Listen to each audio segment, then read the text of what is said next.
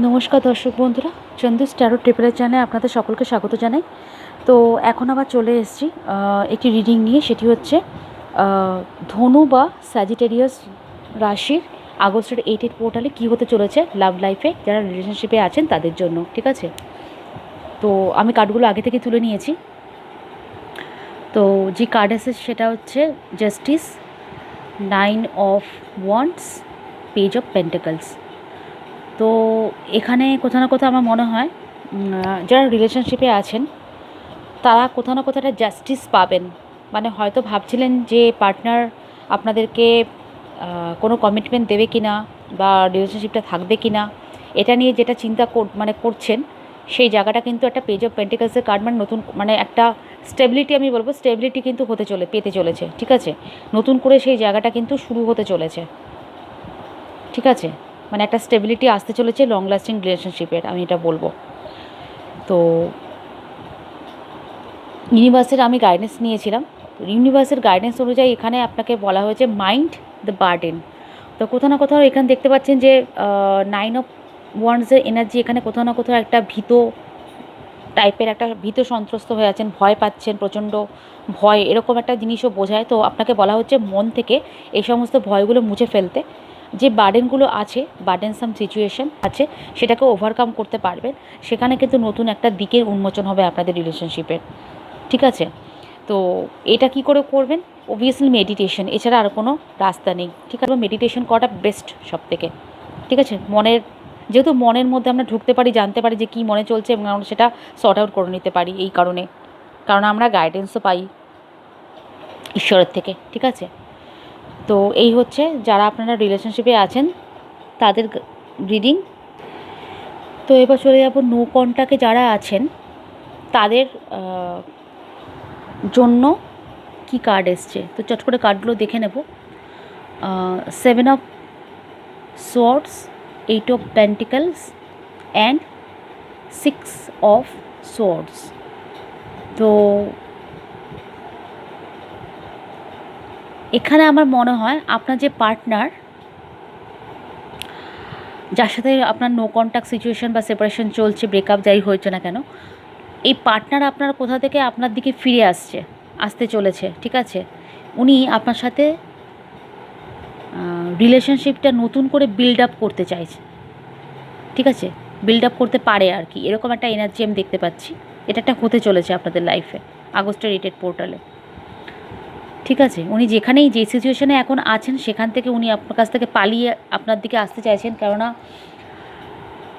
7 of সোর্সের energy দেখুন, এখানে কোনো একটা জায়গা থেকে পালানোর মতোই, মানে দেখে মনে হচ্ছে পালিয়ে আসছে। মানে এখন যে সিচুয়েশানটা, মানে ধরুন যদি থার্ড পার্টিও থাকে রিলেশনশিপে, বা কোনো একটা কারণের জন্য আপনাদের ব্রেকআপ হয়েছিল, সেই সিচুয়েশান থেকে বেরিয়ে এই দেখুন 6 অফ সোর্সের এনার্জি আপনার দিকে আসছে। ঠিক আছে, আপনার পার্টনার নতুন করে স্টার্ট করতে চাইছে রিলেশনশিপটাকে একদম স্ক্র্যাচ লেভেল থেকে। ঠিক আছে, আচ্ছা ইউনিভার্সের গাইডেন্সটা এখানে দেখুন। ইউনিভার্স বলছে এক্সশন অ্যান্ড কনশাসনেস। তো ইউনিভার্স বলছে যে আপনারা হয়তো এই সম্পর্কের কথা ভেবে খুব এক্সস্ট হয়ে আছেন, মনের মধ্যে পাথর চাপা দিয়ে আর কি সব কাজ করে যাচ্ছেন, কোনো দিকে তাকাচ্ছেন না, নিজের দিকেও তাকাচ্ছেন না। তো ইউনিভার্স বলছে যে এই অবস্থা থেকে নিজেকে একটু ফ্রি করুন, আপনাদের কনশাস লেভেলটা, মানে সচেতনতার লেভেলটা একটুখানি বাড়ান। ঠিক আছে, তাহলে হয়তো হতে পারে এই সিচুয়েশানটা হিল হতে পারে। ঠিক আছে, এনার্জি ক্লিয়ারেন্স হতে পারেন, এর মাধ্যমে কিন্তু আপনাদের রিলেশনশিপটা দীর্ঘস্থায়ী হলেও হতে পারে, সম্ভাবনা আছে। ঠিক আছে, তো এই রইল রিডিং যারা আপনারা নো কন্ট্যাক্টে আছেন তাদের জন্য। এবার দেখব যারা সিঙ্গেল আছেন দর্শক বন্ধুরা তাদের জন্য। তো কাপস এসে 9 of cups, 5 hierophant and 5 of cups. তো দুটো 5 মেজর আরকানা হাইরোফেন্ট কার্ডের নাম্বারও 5, আর এটাও 5 অফ কাপস।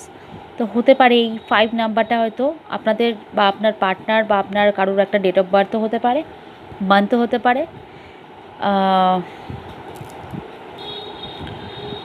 অথবা হতে পারে কোনো একটা সিগনিফিকেন্ট আছে, একটা স্পেশাল সিগনিফিকেন্ট আছে এই 5-এর সাথে আপনাদের লাইফের।